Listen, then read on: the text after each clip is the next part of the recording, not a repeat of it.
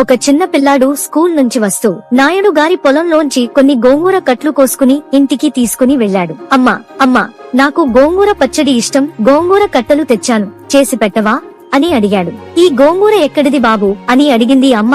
నాయుడు గారి పొలంలోంచి తెచ్చానమ్మా అని చెప్పాడు. ఆ చిన్న పిల్లాడికి తెలియక దొంగతనము చేశాడని భావించి తల్లి మందలించలేదు. ఆ రోజు రాత్రి గోంగూర పచ్చడి చేసి పెట్టింది. చక్కగా పిల్లాడు తినేశాడు.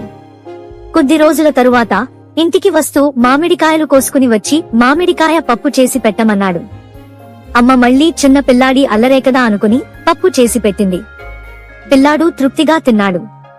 ఇలా రాను రాను ఎప్పుడైనా ఏమైనా కావాలంటే ఊళ్ళోని పొలాల్లోంచి దొంగతనంగా తెచ్చుకోవడం ఆ పిల్లాడికి అలవాటు అయిపోయింది. తల్లి కూడా ఎప్పటికప్పుడు అల్లరి చేస్తున్నాడే అనుకుందే తప్ప తప్పు చేస్తున్నాడని అనుకోలేదు. ఎప్పుడూ పిల్లాడిని సరిదిద్దలేదు. పెద్దవాడైతే తనే తెలుసుకుంటాడని వదిలేసింది. ఒకరోజు నాయుడిగారి పొలంలోంచి ఇలాగే ఏవో పళ్ళు కోస్తూ ఆ పిల్లాడు అక్కడ ఉన్న పాలేరుకి పట్టుబడ్డాడు. పాలేరు పిల్లాడిని ఇంటికి తీసుకుని వచ్చి తల్లితో జరిగినది చెప్పాడు. తల్లి వెంటనే కొడుకును వెనకేసుకుని వచ్చి, నా కొడుకు అలాంటి పనులు చేయడు, నువ్వు ఏమి చూసి ఏమనుకున్నావో అని పాలేరుని తిట్టి పంపించేసింది. పిల్లాడు తల్లి మందలించకపోవడం వల్ల తన తప్పు తెలుసుకోలేకపోయాడు. ఇలాంటి సంఘటనలు ఇంకొన్ని జరిగినప్పుడు తన ప్రవర్తన తల్లి ప్రోత్సహిస్తోందని అనుకున్నాడు. కాలం గడిచి పిల్లవాడు పెద్దవాడు అయ్యాడు. చిన్నప్పుడు కాయలు కూరలు దొంగలించే పిల్లాడు పెద్దవాడై తన అవసరాలకు తగ్గట్టు వస్తువులు, డబ్బులు దొంగలించడం మొదలెట్టాడు. పిల్లాడు పెద్దవాడైపోయాడు.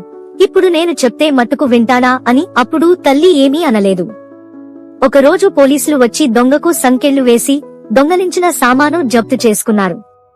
కొడుకుని తీసుకుని వెళ్లిపోతుంటే తల్లి భోరుమని ఏడిచింది. ఇప్పుడు ఏడిచి ఏమీ లాభమమ్మా?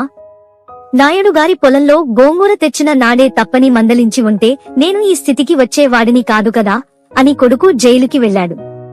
పిల్లలు చేసే చిన్న చిన్న పొరపాట్లను తల్లిదండ్రులు సరిదిద్దకపోతే అవే తప్పులు ముందు అలవాట్లు, తర్వాత గ్రహపాటు అవుతాయి.